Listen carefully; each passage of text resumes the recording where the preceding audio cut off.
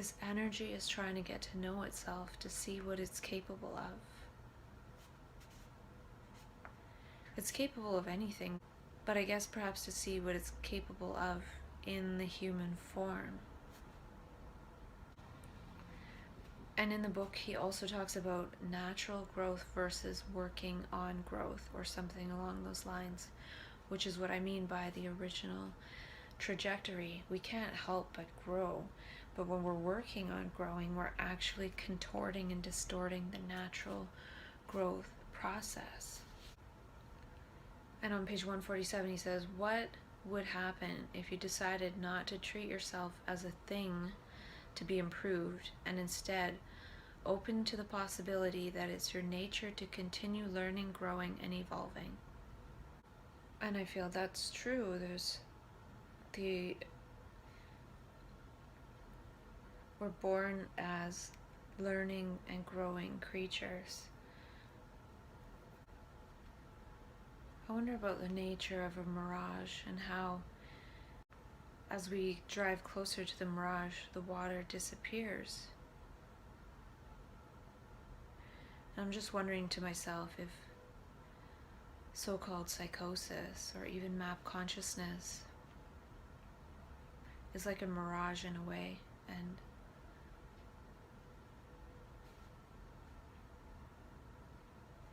it's almost like a mirage of death. It feels like one's going to die. Yet, as the process goes on, one gets closer, it doesn't happen. Like, death doesn't happen. So in that way, the fear and the terror is sort of a mirage. I'm wondering if that's like a mirage in consciousness.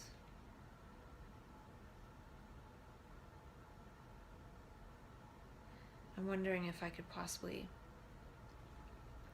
have that context arise when something that tries to take over consciousness as terrifying might come into consciousness.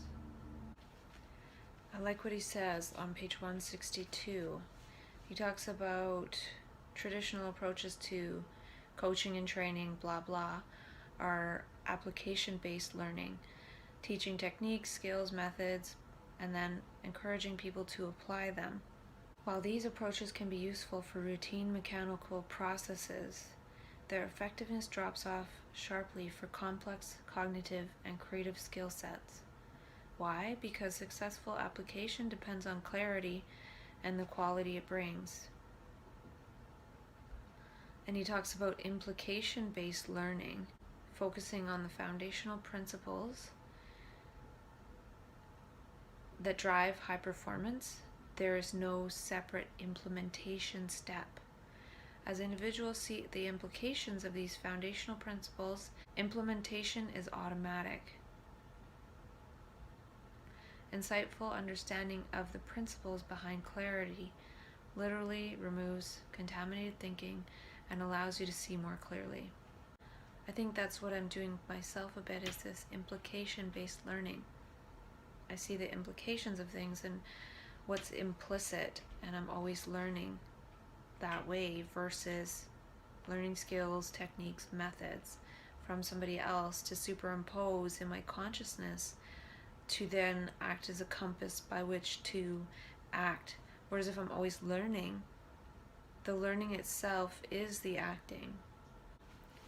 Even just learning right now by extrapolation, by talking to myself, I see the implications, but then I also see the implications of this process of me talking to myself on a whole. And I was even thinking about how before, when I've been in so-called psychosis, I've told a friend to videotape me because I feel like it'll sort of collapse the wave function into existence. Like, that happened for real. It wasn't my imagination, and in a way I felt like that would make it so it doesn't need to be repeated, because I processed that it happened and here's the proof. In the same way, I feel like me doing this self-dialogue is like that process, but in reverse. Like, why not record all the healthy context that I'm wanting to unfold. Because in the video of psychosis, I was unfolding the context of I'm a homeless person, and this is the pain that homeless people feel, and it's excruciating, and I'm freezing cold, and I'm stuck here and I can't even move. I've gotten to the point where my reality tunnel has so collapsed that I can't even move. And this is sort of the opposite of that. And two, by having all these self-dialogues of me supposedly well, it's showing myself my wellness, as opposed to talking about it in terms of problems. And again, it goes with that quote by that philosopher, I'm not talking about this process I've experienced as a problem. I'm talking about it as a mystery. And mysteries don't need solutions. They just are to be explored and wondered about. And maybe part of what consciousness is trying to show in map consciousness is the nature of thought. Because most of the time I'm pretty clear, but when psychosis comes in, there's thoughts and there's lots of scary perceptions, and they're all just thought, and they don't really have anything to do with the present moment. And then I'm lost in a world of terror because of those thoughts. Well, that's what's subtly happening to everybody all the time, just in regular ego consciousness with one's thoughts. And that's why, especially recently, I've seen any thought, if one does enter my consciousness, as something not to associate with, because if one thought leads to another and another and another, then it can turn into something scary. So I see even a single thought as something like a snake to be jumped away from.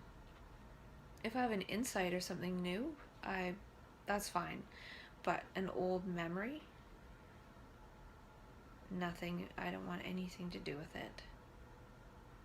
So I observe it, and then it just goes away instead of identifying with it, in which point it can start to associate with other thoughts.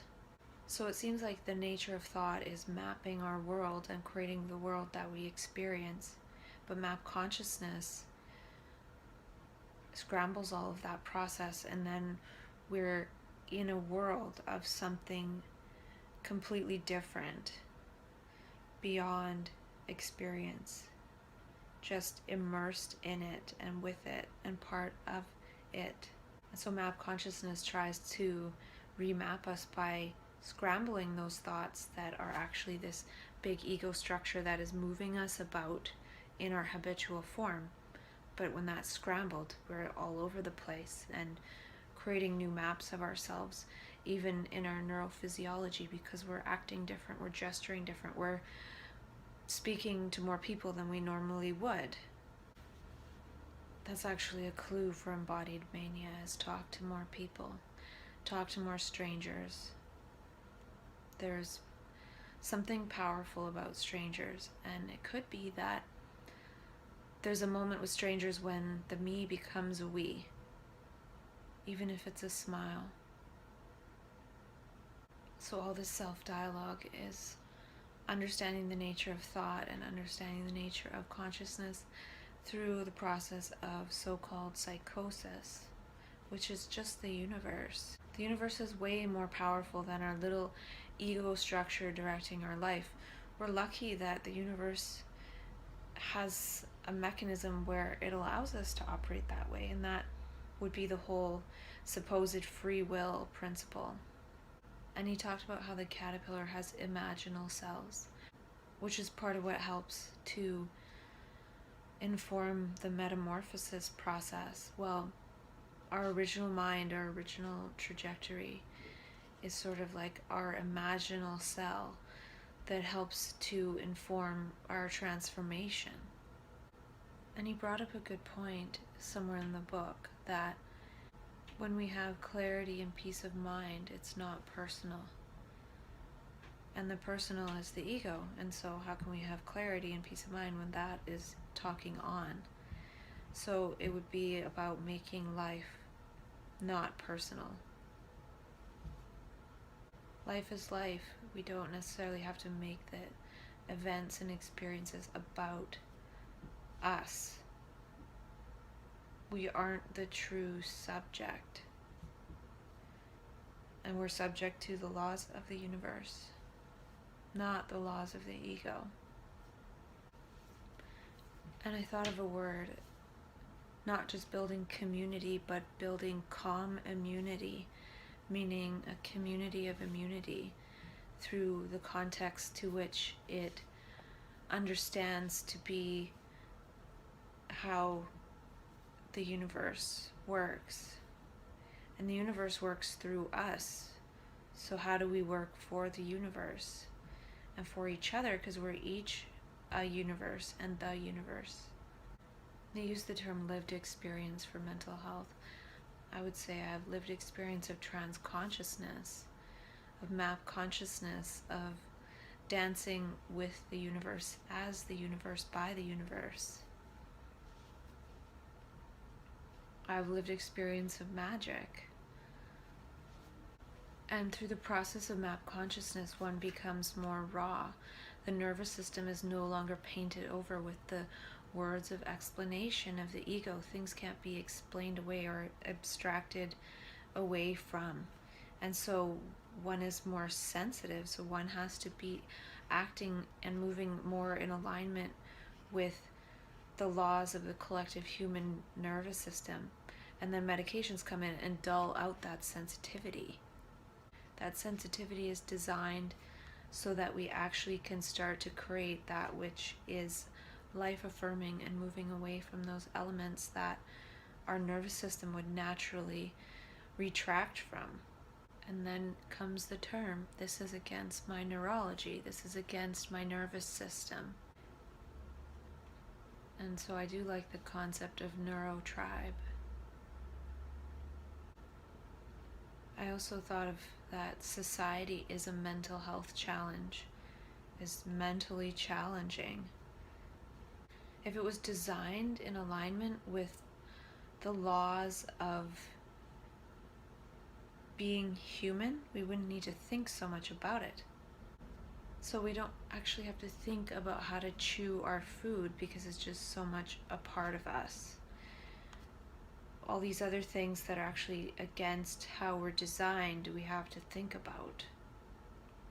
And I feel like reality could be designed in a way that was more intuitive, that wouldn't require so much thinking in order to navigate. And it could be also that we think we have to think in order to navigate when we really don't. So it's the thinking that is the problem. And if we weren't thinking and we were sensitive, we would be sensitive to all these things that thinking makes us insensitive to. And that's why we think to remain insensitive, because we don't actually want to see what's happening. We don't want to see what we're collectively creating, that we're part of. We've created a reality that ensures we grow up psychologically torturing ourselves with our own voice. It's a clever trick. I read a blurb about active learning and how doing is more powerful than reading, which is pretty obvious. And it also said that saying or giving a talk is active learning, whereas just listening isn't as active. But if you're listening and watching a video, it is active. So watching and listening. So actually what I'm doing is I'm actively learning by speaking this stuff to myself.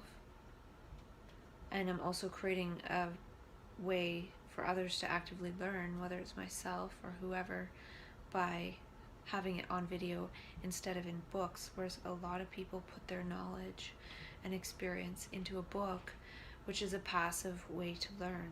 So really this is just one really long book.